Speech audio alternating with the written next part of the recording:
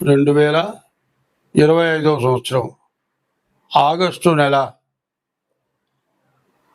మరి ఈ ఆగస్టు నెల 3వ రాశి మిథున రాశి ఫలితాలు చెప్పుకుందాం. ఈ మిథున రాశికి కన్యా మిథునయోర్ బుధ, కన్యా మిథునాలకు బుధుడు అధిపతి.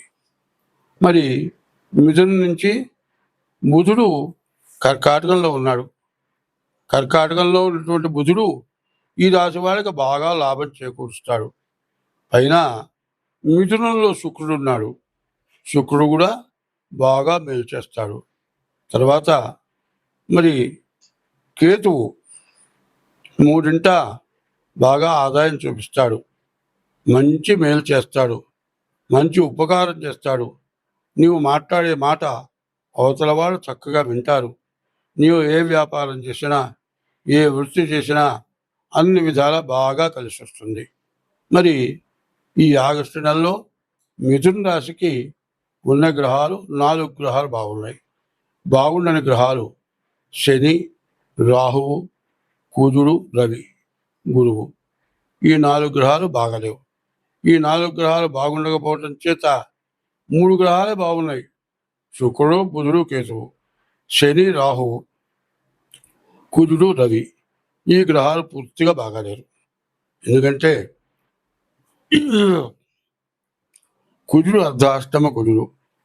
మరి డబ్బు బాగా ఖర్చు పెట్టిస్తాడు. అనారోగ్యాలు రావడానికి కూడా అవకాశం ఉంది. రవి కూడా ద్వితీయంలో వ్యయంలో ఉన్నాడు కాబట్టి రవి వల్ల కూడా అనారోగ్య సమస్యలు ఉంటాయి. చేసే వృత్తి ఉద్యోగాల్లో కూడా చాలా ఇబ్బందులు, చాలా కష్టాలు కలగటానికి బాగా అవకాశం కనపడుతుంది. తర్వాత గురువు, శని కూడా, శుక్రుడు, గురువు కూడా బాగలేరు. ఈ గురువు బాగుండకపోవటం చేత చదువుకునే వాళ్ళకి చదువు బాగా సాగదు. చేసే ఉద్యోగాల్లో కూడా సమస్యలు వస్తాయి. ఇటువంటి సమస్యల నుండి బయటపడాలి అంటే రవి, కేతువు, గురువు, శని ఈ 4 గ్రహాలు పూర్తిగా బాగాలేవు. శని, రాహు కూడా బాగాలేరు. కాబట్టి రాశి వాళ్ళు మరి ఇది గోచారం చెబుతూ ఉన్నాం. గోచార రీత్యా 25 వంతులే పనిచేస్తుంది. గ్రహచారం అంటారు. జన్మ లగ్న రీత్యా వచ్చేది గ్రహచారం. జన్మ లగ్న రీత్యా ఎట్టా ఉందో కూడా చూడటం చాలా అవసరం. జన్మ లగ్న రీత్యా చూడాలి అంటే పుట్టిన టైము, తారీఖు, నెల, సంవత్సరం టైము దాన్ని బట్టి చూడాలి. కొంతమంది అంటారయ్యా గోచారం చెబుతున్నారు కదా, గ్రహచారం కూడా చెప్పచ్చు కదా అంటే ఆ పుట్టిన టైంలో అందరికీ అన్ని గ్రహాలు ఒకే చోట ఉండవు. కొన్ని గ్రహాల చోట, కొన్ని గ్రహాల చోట, కొన్ని గ్రహాలు బాగుండి కొన్ని గ్రహాలు బాగుండక ఇట్లా ఉంటుంది. కాబట్టి చూడాలి అంటే జన్మలగ్నరీత్యా కూడా జాతకం చూడాలి అంటే మాత్రం డేట్ ఆఫ్ బర్త్ ద్వారా జాతకం చూడాలి. అట్లా చూసి మీకు ఏదైనా దోషాలు ఉంటే ఆ దోషాలు నివృత్తి చేసుకుంటే చాలా మంచిది. స్వస్తి. ఇప్పుడు చాలా విశేషంగా చెప్పుకోవాల్సినవి ఉన్నాయి. ఆ, కా, మా, వై. ఆషాఢం, కార్తీకం, మాఘం, వైశాఖం. ఇవి చాలా విశేషమైన నెలలు. ఆషాఢంలో ఆషాఢ శుద్ధ ఏకాదశి, తొలి ఏకాదశి రోజున శ్రీ మహావిష్ణువు పాలసముద్రంలో యోగ నిద్రలో ఉంటాడు. కార్తీక మాసంలో కార్తీక శుద్ధ ఏకాదశి రోజున తులసి వనంలో భూలోకంలోకి వస్తాడు. కాబట్టి ఈ నెలలు చాలా విశేషమైనవి. ఏమిటా అంటే ఆషాఢ మాసం మరి తొలి ఏకాదశి, మరి చిట్లు జిగుచ్చి బాగా మొక్కలు మొలిచే టైము. తర్వాత శ్రావణ మాసం వరలక్ష్మి వ్రతం, ఈశ్వరుడు అభిషేకం చేసుకునే రోజులు. మరి భాద్రపద మాసం వచ్చేవాళ్ళకల్లా దేవతల కంటే విశేషమైన వాళ్ళు పితృదేవతలు. శ్రావణ బహుళ పాడ్యం నుంచి అమావాస్య వరకు కూడా ప్రతి వాళ్ళు కూడా పితృదేవతలకి మరి వాళ్ళకి శ్రాద్ధం పెట్టాలి. కనీసం తర్పణైనా చేయాలి. దర్భ వేలిక పెట్టుకొని తర్పణ చేస్తే ఆ తర్పణ చేసిన తర్వాత జంజం ఏం చేస్తాము, దండలాగా వేసుకొని నేల మీద నీళ్లు పిండి కళ్ళగద్దుకుంటాము. ఆ నీళ్లు పిండేటప్పుడు ఒక మాట చెబుతాం, ఏకేచ అస్మత్కులే జాతా అపుత్రా గోత్రిణో మృత తే గృహంతు మయా దత్తం సూత్ర నిష్పీడకం. ఈ సమయంలో పితృదేవతలకు తర్పణ చేశాం.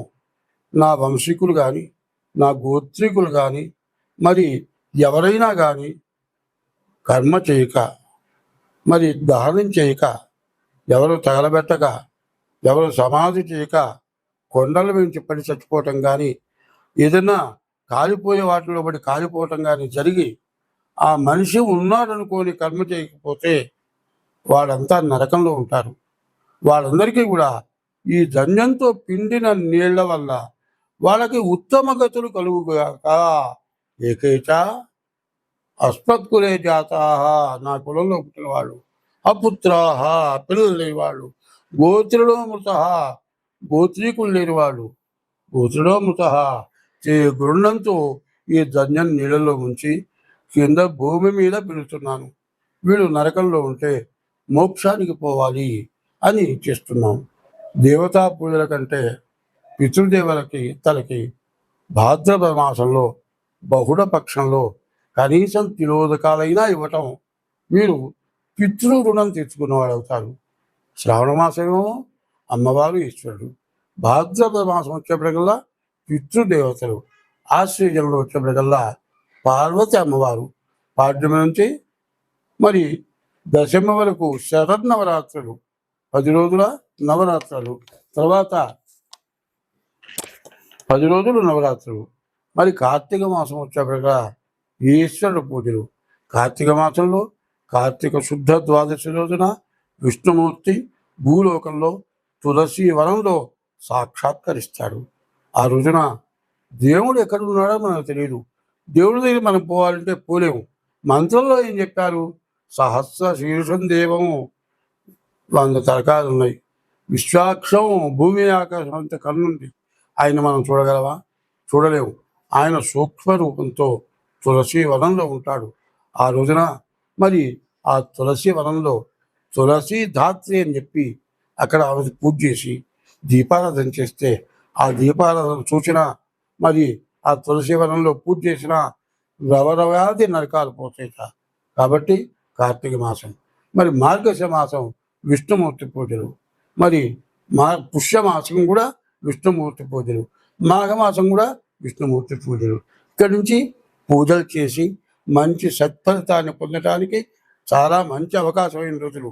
దీన్ని బాగా గుర్తుపెట్టుకొని అందరూ పాటించి మనకుండేటువంటి బాధలు, మనకుండేటువంటి గ్రహాల వల్ల వచ్చే బాధలు, మరి పాపగ్రహాలు ఎక్కువగా ఉండటం చేత రకరకాలైన బాధలు వస్తున్నాయి. కాబట్టి వీటన్నిటినీ తప్పించుకోవాలంటే అందరూ నేను చెప్పినటువంటి దేవతా పూజలు చేయండి. దేశము, మనము అందరం బాగుంటాం. నోరు లేని జీవరాశులు ఉన్నాయి, అవి కూడా సుఖంగా బతకగలుగుతాయి. స్వస్తి.